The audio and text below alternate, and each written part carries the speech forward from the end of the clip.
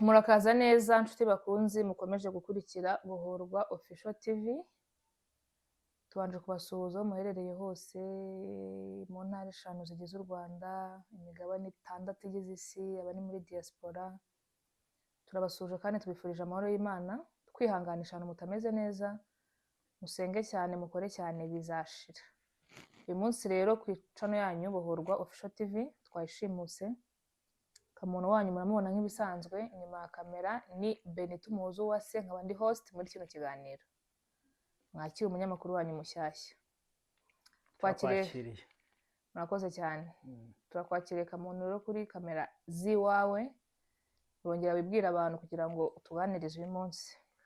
Murakoze cyane Benita, Imana ubumugisha.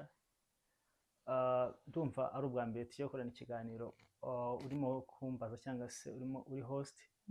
Ndagushimiye cyane, ndakwakiriye kuri Bohorwa Official TV. Uyu munsi tugiye kujya tuganira ku bisobanuro cyangwa se tugiye kujya mbasobanurira inzozi. Ese urota iki? Ese iyo urose ubasha gusobanukirwa ibyo warose? Ngiye kujya mbana namwe buri munsi, nzakiraho ikiganiro uko Imana izajya inshoboza. Murakoze cyane. Yego, murakoze cyane kudusharinga ibintu, ko ndabizi ko hari abantu benshi bagendera mu kigare batazi ibintu by'inzozi cyangwa arota akabisigaho, kandi wenda ibintu yarose bifite ubutumwa. Cyane cyane ko ku muntu usenga ukijijwe, waryamye usenze, iyo uryamye udasenzeho ushobora kurota ibintu biriwemo, ushobora kurota ibyo wifuza, ushobora kurota ibyo utekereza. Ariko ku muntu w'umukristo usenga usabana n'Imana buri munsi, ni gake uzarota ibintu bidafite ubusobanuro. Yego. Akenshi inzozi zose z'umukristo ziba ziri meaningful. Imana ivugana natwe mu nzozi kenshi gashoboka. Cyese niba udasenga uzajya urota arizo bita ngo inzozi z'umuruho. Erega n'abadasenga buri Imana ishobora kubiyereka ari nko kugira ngo ibashe kubahishurira, nubwo baba batabisobanukirwa. Ariko Imana ishobora kubiyereka, igira ngo ibereke yuko ibyo barimo bitari byiza, cyangwa se ibereka yuko hari ibyo bagomba kureka cyangwa se bagomba kunyuramo. Kuko hari nk'abantu Imana yagiye isanga ari abapagani, bavuye no mu kabari, ugasanga nka marayika aramugendera avuga ati ibi bintu sinshaka gukomeza kugira gute kubibamo, kandi umuntu atazi Imana. Hari n'abakirizwa mu nzozi cyane rwose. Ariko noneho especially ku mukristo wo, ikintu cyose urose gifite ubusobanuro. Ku mukristo ikintu cyose gifite igisobanuro. Ahubwo akenshi turabipinga, wari utugendana n'abantu ukabipinga, ukaruta uri ku igare ukabipinga, wari uri mu modoka ukabipinga, nyine ugasanga byose bifata for granted. Ariko niba usenga bukijijwe, inzozi zose ugize jya uzisengera. Nurota ibintu biri negative, ni mpamvu turi hano ngo tugusobanurire ku buryo n'ujya urota ikintu kiri negative ujye ufata amasengesho usenge, ukure imyuka mibi cyangwa nyine ukure ibintu ugenda kukubaho. Nurota icyiza nabwo usenge cyihute. Ariko se ikibazo mfite cya mbere nabanza kukubaza, Yego, ko ibintu turota bibi bisohora, ibyiza ntibisohore. ni ukuvuga ngo Satani we ibibi abishyiramo imbaraga kugira ngo bisohore. None se Satani ko atarusha Imana amaboko, iyo ibintu turose byiza bidasohora? Nk'umuntu akarota yikorera ubukwe, ni umukobwa yiburiye umugabo, akabirota 2020, n'ubu akaba ataramubona, imyaka 6 irashize kandi abirota buri munsi. Nyamara iyo warose impanuka urayikora, warota bakwiba akakwiba, kuki ibyiza bidahita bisohora? Ni ukuvuga ngo iyo urose ibyiza, kugira ngo bisohore bigusaba yuko usenga cyane. Iyo urangaye ntabwo bisohora. Kuvuga ngo Imana ibiguhishurira kugira ngo usenge, hanyuma ibashe kubisohoza. Iyo urose ibibi rero bigahita byihuta mu gusohora, ni igihe Imana yabiguhishuriye yuko ari bibi, warangiza ukarangara ntusenge. Satani rero abishyiramo imbaraga nyinshi kugira ngo bigusohorereho. Ni uko nguko bigenda. Ariko iyo usenze, kuko Imana iba yabiguhishuriye, bya bindi bibi, nimba ari impanuka ivaho, nimba ari urupfu ruvaho, nimba ari uburwayi buragenda, kuko Imana yaguhishuriye kugira ngo usenge, Imana ibikureho. Ubwo bijya bikunda ko harota urupfu rukavaho? Birashoboka cyane. Cyangwa ni nk'integuza ubonye yo kwiyeza no kwitunganya ariko ntirwavaho? Birashoboka cyane, ariko hari urupfu rutajya ruvaho, kimwe yuko hari n'urupfu ruvaho. Ni nk'izo nzozi warota umuntu udukurikiye, ku buryo ushobora kutubwira ati rwose nurota gutya, icyo usabwa ni ukwiyeza, kwitunganya, gusaba imbabazi, kugerageza kwikiranira n'Imana, nyine za nzozi z'imburo. Nko muri kategori umushoferi hari ibyapa nyine tuzi biburira, ibibuza, ibigira gute. Nyire za nzozi z'imburu ushobora kurota uri umukristo ukongera ibihe byo gusenga ni izihe? Umbajije inzozi warota zivuga ku rupfu zose. Nyine rwa rupfu simusiga ku buryo niba umukristo ari guturaka kandi umunsi wari izo nzozi utegetswe kubyuka wihana wiyeza ku buryo ushobora no guta booking irimbika ukavuga ati booking imva kare vuga ati urugo nyine ni simusiga. Okay, urakoze cyane. Ni ukuvuga ngo izo nzozi cyangwa se iyo nzozi umbwiye yo kuba warota urupfu cyangwa se izo nzozi zaguha integuza zo kwiyeza, ni igihe ushobora kurota igare, ariko igare ryera, igare ry'umweru dede, uririho cyangwa se bari gutwayeho, cyangwa se ukaribona nko mu nzozi riteretse nk'ahantu. Ni ikimenyetso kikubwira yuko uri umugeni wa Kristo, ni ikimenyetso kikubwira yuko ugomba kwiyeza buri munsi, kuko n'ubundi igihe cyawe kiba kigeze cyo kugira ngo Imana igucyure. Ko mu busanzwe se nta gare ry'umweru tugira? Ni ukuvuga ngo amagare tuzi ko asa umukara, abasize amarangi, iryo ry'umweru ryo riba ryavuye. Ni ukuvuga ngo niyo mpamvu nitandukanire, nizo nzozi zishobora kuza zikwereka urupfu, n'ubundi urwo rupfu rutagomba kuvaho. Kimwe yuko iyo urose igare risanzwe urimo bari gutwayeho, ni ikimenyetso kigaragaza yuko hari urupfu imbere yawe, ariko Imana ibigwishuriye kugira ngo usenge. Izo nzozi rero urwo rupfu ruvaho iyo usenze Imana ukabikuraho. Bitandukanye na rya gare ry'umweru. Igare ry'umweru ryo umva niyo wasenga amasengesho ameze gute, ntabwo icyo usabwa ni ukwihana, nta kindi. Icyo usabwa ni ukwihana, ariko igare risanzwe Imana ibikuraho. Kuvuga ngo ubirose nijoro, mu gitondo ugasenga, ugafata nk'umunsi umwe ukiyiriza, ukavuga ati Imana nanze urupfu, Imana ibikuraho kuko wahise uba amaso. Iryo rindi cyangwa iry'umweru? Ni iryo rindi. Iry'umweru nakubwiye yuko iry'umweru ryo ni ripu, ugomba kubyuka wiposte ngo uvuga ati ndagiye birarangiye. Ahubwo nimba ufite n'amafaranga utangira kuvuga nimero za password kare utangira kuvuga password y'amakonte, ukavuga amafaranga ufite, ukagenda. Bibaye byiza wafasha abakene, kare bibaye byiza abantu wakoshereje wabasaba imbabazi, bibaye byiza wakora imirimo myiza muri iyo minsi cyangwa se muri ayo mezi, kuko n'ubundi igihe cyawe cyo kuba mu isi kiba kirangiye. Ubwo rero umuntu udukurikiye uri kubyumva, nurota igare ry'umweru rwose jya ubyuka wihana, usaba imbabazi, uraga, ubwira abana bawe bagabanye utwo ufite, cyangwa se nimba nta natwo jya urya utwo ufite utumare, upfa utifuza, sibyo? None se kamuntu, uko ibintu by'inzozi bikunda gucalenjinga abantu, uraza ukicara hano ukatubwira inzozi gutya na gutya, ejo twazabona undi muntu atubwiye ibitandukanye, undi ugasanga ukajya mu butayu bakakubwira ibitandukanye. Inzozi ubundi zisobanurwa ni umwuka w'Imana, biri muri Bibiliya ahantu umuntu ashobora kwifashisha asobanura inzozi, kuko hari nk'ibintu ibikenewe icyo wenda umuntu abaza. n'ukuntu sinzi abahanuzi muri bagiye barota, hari ibintu bigeze kurotera umwami arasobanuza, baramubwira ngo warose ibi, imibango ikubita hasi, nyine ibintu nk'ibyo. Ariko ubundi nyirizina ni nka hehe, ni hehe soko y'inzozi, ku buryo nubwo utaba ufite umuntu nkanjye turaziranye, ngize ikintu ndota kikanshalenjinga nakubaza. Ariko nko ku muntu utaragira ubwo busabane n'Imana bwo gusobanura, umuntu udakuze cyane muri Kristo cyangwa se mu gakiza, imbere ya Kristo twese turangana, ariko wa muntu umaze urugendo rutoya mu gakiza, ubundi ushingira gusobanura inzozi. Gusobanura inzozi ni impano itangwa n'Imana. Hari abantu benshi bakunda gukoresha ibitabo by'abahanga, kimwe ko nka buriya buryo bavuga ngo umuntu wavutse tariki izi n'izi ngizi ngo agira imico iyi ngiyi, ngo umuntu witwa gutya ngo agira imico iyi ngiyi, ngo yitwara gutya. Ibyo ngibyo bitandukanye no gusobanura. Ni ukuvuga ngo gusobanura inzozi ni impano. Hari abazisobanura mu buryo ubwo ngubwo nari mvuze, babikuye mu bitabo, ariko nyirizina buri kantu kose Imana yaremye kagira igisobanuro cyako mu buryo bw'umwuka. Rero iyo Imana yaguhaye impano yo gusobanura inzozi, Imana igenda iguhishurira kuri buri kantu kose Imana yaremye, ku buryo umuntu akubwira ngo narose igare rimeze gutya, ukaba wamubwira ngo bimeze gutya. Narose inka, ukaba wamubwira ngo bimeze gutya. Narose iki n'iki ngiki, ukabwira ati bisobanura uko nguko, kandi koko bikaba ariko bisobanuka. So rero icyo warumbajije, niyo mpamvu abantu benshi usanga babisobanura uko babyumva cyangwa se gutandukanye. Iyo ugiye muri uyu muhamagaro wo gusobanura inzozi kandi iyo mpano atari yawe, ukoresha amarangamutima y'abandi cyangwa ugakoresha ibyo mu bitabo, ntabwo ukoresha iby'Imana yaguhaye. Bisobanuye ngo biriya bintu bya science basobanura n'ibiri spiritual biratandukanye. Biratandukanye cyane, ariko usanga bijya kugirana isano. Okay, twagiye rero uyu munsi ndashaka kutubwira nko ku nzozi nk'eshatu. Reka duhere ku ziri negative. Abantu badukurikiye ntibagiye ngo turi kubatera ubwoba, ariko n'ibindi tugenda tubivugaho gahoro uko tubikoze byose ikiganiro cyamara iminsi 3. Tubwire ku nzozi nyine ziri negative, ku muntu w'umukristo ugomba kurota nyine ugahita uba maso, zivuga ku bigeragezo, ku rupfu, nyine inzozi ku mukristo z'imburo, uvuga ati nuzirota uri umukristo, ongera ibihe byo gusenga, ongera gusabana n'Imana, nyine ufata igihe cyo gusenga by'umwihariko, apana bino dusenga tugiye kuryama cyangwa tujya ku rusengero ku cyumweru gusa.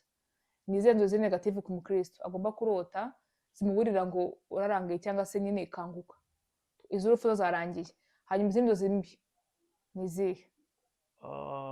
Urakoze cyane. Ariko ho gato reka mvuge ku igare. Ntabwo igare ryose risobanura urupfu. Hari igare rya siporo, hari igare risanzwe rino ritwara imizigo, hari iri gare rya abantu babana n'ubumuga bagenderaho. Urumva ni amagare n'igare ry'umwana natangiye mvuga, ni amagare agiye atandukanye kandi yose ntabwo asobanura kimwe. Ni ukuvuga ngo igare rya siporo iyo urose uritwaye urigendaho, ntabwo ryo risobanura urupfu. Iryo gare rishobora gusobanura ivugabutumwa, cyangwa se rigasobanura yuko uri kwerekeza mu mugisha wawe. Ni ukuvuga ngo rero iyo urirose urimo kugenda mu muhanda wa kaburimbo, iryo vugabutumwa ryawe rizakorohera mu kurikora. Kandi uwo mugisha wawe nanone urimo kugenda winjiramo uzakorohera kuwugeraho. Iyo urose iryo gare rya siporo urimo kugenda mu muhanda w'igitaka, ni ukuvuga ngo uko byagenda kose ibyo urimo gukora byose, nubwo urimo ugenda, ariko kugira ngo ubigereho bizakugora cyane. Kuvuga ngo hari inzitizi nyinshi ugenda uhura nazo mu buzima bwawe bwa buri munsi. Rero iyo urose igare iri ngiri ry'imizigo, uritwaye cyangwa se urimo kurisunika, nabyo bisobanura ikindi kintu, ntabwo bisobanura urupfu. Ni ukuvuga ngo ryo iyo uritwaye cyangwa se urimo kurisunika cyangwa se uribona ahantu rihagaze, ni ukuvuga ngo uri mu buzima bugoye, uri mu bigeragezo. Hari ubuzima umuntu avukiramo, ugasanga uvukiye mu muryango ukennye, ugasanga abo muvukana barakennye, ugasanga nta mashuri ufite, ugasanga n'akazi ufite ni ugupfundikanya, ugasanga ibintu byose ukora ntabwo bigenda neza. Icyo gihe rero ni ubwo buzima uba ubayemo, bigusaba gusenga cyane kugira ngo uve muri ubwo buzima, kuko Imana twizeye, Imana twiringiye nijya ibasha kudukura muri ubwo buzima. Ikindi, iyo urose iri gare ry'imizigo bagutwaye, ryo risobanura urupfu, ariko ni urupfu ruvaho iyo usenze, Imana ibasha kurukuraho. Iyo urose rino gare ry'ababana n'ubumuga, nk'umuntu ubana n'ubumuga agutwaye cyangwa se bagusunikaho, ni igisobanuro cy'intege nkeya ufite. Muri icyo gihe ufite intege nkeya mu buryo bw'umwuka, kuko umuntu muri ako kagare n'ubundi mu buzima busanzwe aba ari umunyantege nkeya z'umubiri, cyangwa se aba afite ikibazo gituma atabasha kugenda. Rero iyo urose iryo gare uririho cyangwa bagusunikaho, ni intege nkeya zo mu buryo bw'umwuka, mu buryo bwo gusenga wacitse intege. Nanone bishobora kuguha ishusho y'uko ugomba gusenga kugira ngo utazagenda mu kagare. Iyo ni indi shusho ya kabiri, utazagenda mu kagare, utangira no gusengera nanone impanuka, ugakuzaho impanuka kugira ngo utazagendera muri ako kagare, cyane cyane iyo urose barimo bakagusunikaho. Bisobanuye ngo zishobora no kuba mu buryo bw'umubiri, zishobora guhinduka n'ubundi ubumuga busanzwe, ariko mu gihe ubona barimo kugagusunikaho. Nk'umuntu azirose ni nko kwa muganga arembye. Urembye uri kwa muganga, icyo gihe usengera impanuka, kuko Satani aba ashaka kugendesha mu kagare, cyangwa se uburwayi bushaka nko kwiyagrava bikaba. Ni ukuvuga ngo igisobanuro cyabyo, iyo urose uri kuri ako kagare, ka kandi k'umuriro, urabona ka kandi k'umuriro, kariya ko gasobanura intege nkeya, ariko ka kandi bagusunikaho niko gasobanura ko ugomba gusenga kugira ngo utazabasha kugwa mu mutego wa Satani w'impanuka, kugira ngo ugendere muri ako kagare. ubwo ko n'ubundi bisobanuye iby'ubuzima busanzwe tu yego kandi n'ubundi gasobanuye ubumuga mu buzima busanzwe, intege nke mu buryo bw'umwuka, bisobanuye ngo ukarose ushaka gusengera ibyago cyangwa se ubumuga ku buzima bwawe, ushaka gusengera ingingo zawe. Ukarose ushobora kubwira Imana ati Imana nyongerera imbaraga zo gusenga mu gihe ubona ari muri ka kagare kandi k'umuriro kandi batagusunika, ukavuga ati Imana nyongerera imbaraga kuko mu buryo bw'umwuka mbega mbana n'ubumuga bwo kutagira ubusabane hagati yanjye nawe. Icyo gihe rero utangira gusengera imbaraga z'Imana. Iyo bagusunika utangira gukuzaho impanuka n'indwara zakwafekita umubiri kugira ngo udahura n'uburwayi bukumugaza cyangwa se bugutera pararize kugira ngo ugende muri ako kagare. Ubumuga bwo tubufite turi benshi, abantu mudukurikiye rwose mumugaye, nako tumugaye, abantu mutagisenga, ahantu ndabasuje mbabwira ko mufite ibyago byinshi byo kurimbuka.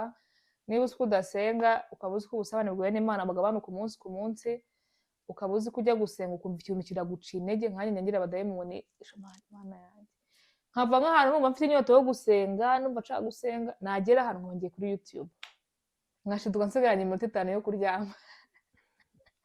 Abantu mudukurikiye rero tumugaye, Imana idukize, mwongere ibihe byo gusenga n'ukuri guys, mukomeze mukunge igihe no mu gake gake. Mbibutsa ko gukurikira channel ya Bohorwa Official TV rwose n'ukuri ugomba kubura umunyamwuka. Niba uri umunyamubiri uri kutwumva, banza wature wakire Yesu umwami n'umukiza kugira ngo ujye ubasha kumva ibintu ukamuntu avuga, kuko utari umunyamwuka biragoye.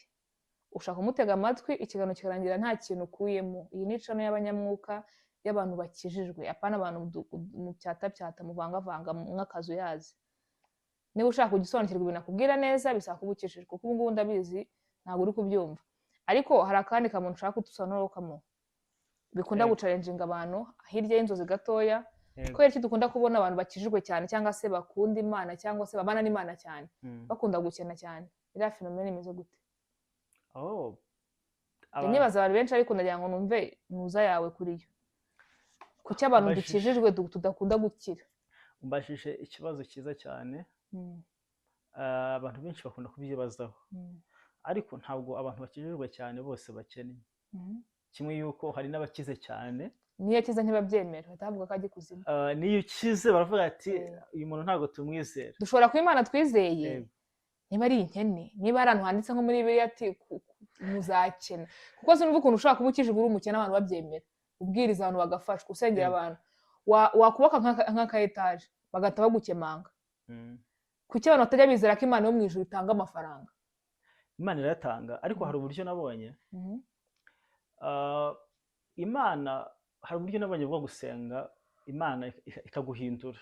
Ni ukuvuga ngo iyo usenga cyane ariko udakora, uzahabwa iby'umwuka byinshi. Uzaba umuhanuzi, uzasengera abantu indwara bazikire, uzahanurira abantu ibyo ubahanuriye bisohora, uzababwira ngo mu gihe muri Amerika bajyeyo, uzababwira ngo Imana ibahaye amafaranga bayabone, kuko ufite iyo mpano, ufite izo mbaraga, kuko uhora usengera imbaraga z'Imana, izo nizo uzabona.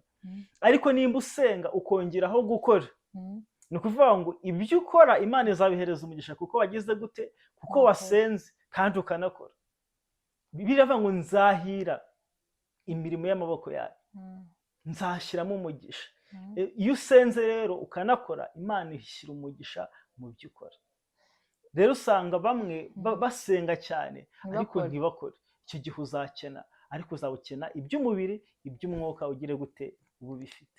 Mbese icyo ubibye nicyo usarura. Icyo ubibye nicyo usarura. Nusenga cyane uzakura mu mwuka, nukora cyane uzakira, kuko iyo ukoze cyane ukanasenga biragufasha. Bwa butunzi ubona ubasha kubumanaginga, kandi ubasha no kubusangira n'abandi bantu, kandi ubasha bukugirira umumaro, buguha n'amahoro yo mu mutima kwa. Yego, ngerageraga bahora binshanga, nako sinanjye gusa, ariko n'abantu benshi usanga bibaza ukuntu, kuko abakristo benshi usanga babahanuzi twita ngo barebayo, babarondozi, usanga ari abanyempano nyine akenshi. Asebye ko ngubu aho bafungiye insengero bakohereza abantu kujya gukora, bagashyira abapasiteri bize, hari ibintu biri kugenda bishira.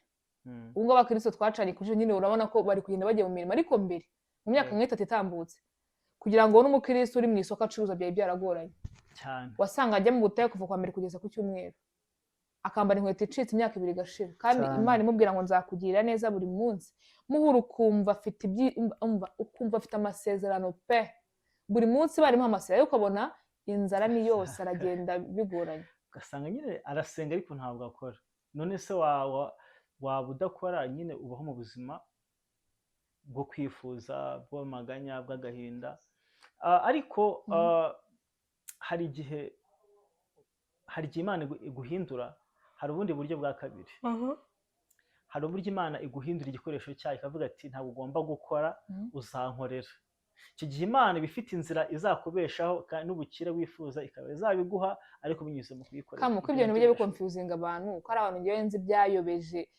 babayeho basaba Imana yabwiye ngo icara unkorere urangira akazi akakubwira ati ngiye sinakora akazi k'ukwezi nakorera Imana ryari uharangiye kirakati ngiye ntabwo namara amasaha 5 ntajya mu rusengero nyine ugasanga we kandi ukabona mu by'ukuri nta support nta background nta famille afite nta mashuri kandi abizi no technology iki gihugu cyacu giteye imbere yego nyine ugasanga Imana arakubwira ati Imana arambwiye ngo izantunga kandi mu by'ukuri ukabona yabaye umutwaro ku bantu urasaba urayandavura gira gute kandi ari umuntu muto wagakoze akagira ikintu yindiza ibyo n'abantu sinya ngo babyumva nabi buriya birashoboka ko Imana yakwicaza ngo ntukore ntinagutunge birashoboka cyane birashoboka hari igihe Imana iba yaragushyizemo impano yo kuyikorera cyangwa se yaraguhamagariye kuyikorera kandi Imana ikabona yuko hari ibyo hanze amaso bikugize bize mu murimo wayo icyo gihe Imana igufiteho umugambi irabikubuza bitandukanye na wa muntu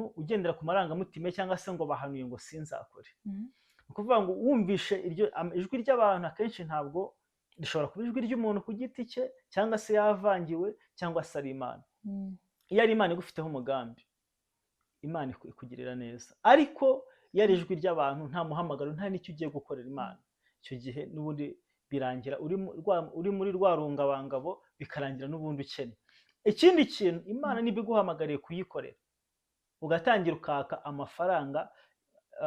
amafaranga cyangwa se ugashaka indonke ziturutse ku marangamutima yawe ntukore icyo Imana ishaka ni ukuvuga ngo wamugisha Imana yagusezeranyije wo kuba yaraguhamagaye kugira ngo ntukore yarakubwiye ngo izagutunga ni ukuvuga ngo biba birangiye uhamana cya cyizere wabonye mbere ariko mu by'ukuri Imana yaraciye agakata ku buzima bwawe ni ukuvuga ngo utangira utungwa n'ibyo wasabye ugasanga rero urakennye n'abantu kuko nta gikundiro uba ufite ubuzima bwawe burarangiye birangiye n'ubundi ukennye none se wabitandukanya gute kuko urumva hari wabihanurira agatereka gukora ngo Imana iravuze ngo sinkore kandi wenda n'umuhanuzi umuhanuriye yavangiwe ni gute ushaka kubashwa kuvuganye n'Imana uri mu buzima si no gukora gusa no mu buzima busanzwe kandi n'umuntu Imana ibwira ngo urongora uriya mukobwa cyangwa pasiteri akamubwira ngo Imana irambwiye ngo uriya n'umugore wawe ntibaziranye bahuye uwo munsi ubundi mu by'ukuri Bibiliya iravuga ngo ubuhanuzi bwose ni bwiza ariko tuzabugenduza ijambo ariko akanya umuntu muto mu gakiza utazi ibyanditswe utazi iki mwuka wera aracyari mutoya muri we ni gute wabashwa kuvuganya n'Imana Imana ivuga gute ku buryo umuntu ako kanya uri kudukurikira Imana imuvugisha atavuga ati uyu munsi navuganye n'Imana ntabwo ari umuntu twavuganye kuko ishobora no guca mu bantu ishobora no gucaho nkaguhamagara nkavuga gutya na gutya na gutya na gutya ubwo rugendo uruhagarike nta mahoro rurimo ariko se yabashwa ko gute yabashwa kuvuganya Imana ivuga gute ku buryo umuntu udukurikiye wamwenshuringa avuga ngo niba ibintu byarakubayeho wavuganye n'Imana Imana ivuga gute ubundi rero icyo ni ikindi kiganiro nanone gifite ubusobanuro burebure cyane ndumva twazakigarukaho ubutaha kuko Imana ivuga imvugo y'Imana ese ikigaragaza ko Imana ivuze ni ikihe ese geste ibimenyetso bigaragaza yuko Imana ivuganye nawe nibiye cyangwa se imvugo y'Imana wayitandukanya gute n'iya Satani cyangwa n'iya marangamutima y'umuntu kuko icyo ni ikindi kiganiro tuzakiganiraho kuko abantu benshi bakunda kuvuga ngo Imana yarambwiye kandi itarigeze kuko ibyo bintu abantu benshi babyibeshyaho ntabwo bazi ko na Shitani avuga icyo ni ikiganiro nigeze kuba ndi mu iteraniro baravuga ngo ninde muntu ugivugana na Satani abantu bose banga kumanika kandi mu by'ukuri Shitani tuvugana nawe buri munsi igihe cyose uzumva mu mutima wawe ufite amajwi agupushinga gukora icyaha uriya ni Shitani nyine hari abantu batazi ko bavugana na Shitani buri munsi kandi ugasanga igihe cyose uri mu rugo umutima ukubwira ngo ujya mu kabari uwo ni Shitani ariko nyine abantu benshi tubyibeshyaho hari abantu benshi bari mu buyobe hari abantu benshi bavuganye na Shitani babyitirira Imana hari abantu bahagaritse imishinga runaka Shitani nyine akaza erega Shitani nawe agira intumwa uko Imana igira intumwa na shitani agira intumwa. Dusubire ku nzozi, twaba dutaniye gato ariko byose n'umwuka biruzuzanya. Inzozi zindi abantu bajya bakunda kwibazaho ibintu bijyanye no kurya, yego, abantu babisobanura mu buryo butandukanye. Ni amarozi, ni abadayimoni, ni amasezerano, ni ibiki, nyine ugasanga ibiryo ubundi kurota urya nyirizina bisobanuye iki? Okay, ni byiza cyane. Izo nazo niyo n'indi pati ya kabiri wagira kugira ngo ubu bazayibyumva mu kiganiro cya kabiri. Yego, reka nkwakire rero, wakoze kudusobanurira. Twavuze ku kiganiro kijyanye n'urupfu. Amagare mwabyumvishe ko igare ry'umweru ni urupfu, nurirota menya ko nyine ubwo igihe cyageze cyo gutaha iyeze, uri umugeni wa Kristo. Igare ry'ubumuga mwabyumvise ko uba utameze neza, nyine ufite intege mu buryo bw'umwuka, ukeneye kongeramo imbaraga kugira ngo uve mu kagare beke kugusunika. Igare rya siporo ryatubwiye ko ari ivugabutumwa cyangwa se uri kugana mu masezerano, cyangwa se ugana mu masezerano yawe. Iyo urose utwaye igare rya Vitensi rya siporo, mukomeze rero mukore subscribe kuri Bohorwa Official TV. Ibiganiro muzagenda mubibona buri munsi dusobanura inzozi zitandukanye, icyo wumva cyangwa se nawe uzaba wararose ugifiteho confusion, wabyandika muri comment akazazivugaho, cyangwa se nawe ukaza ukatuganiriza. Mwakoze cyane rero, mukomeze kudukurikira. Kamuntu wakoze cyane nawe.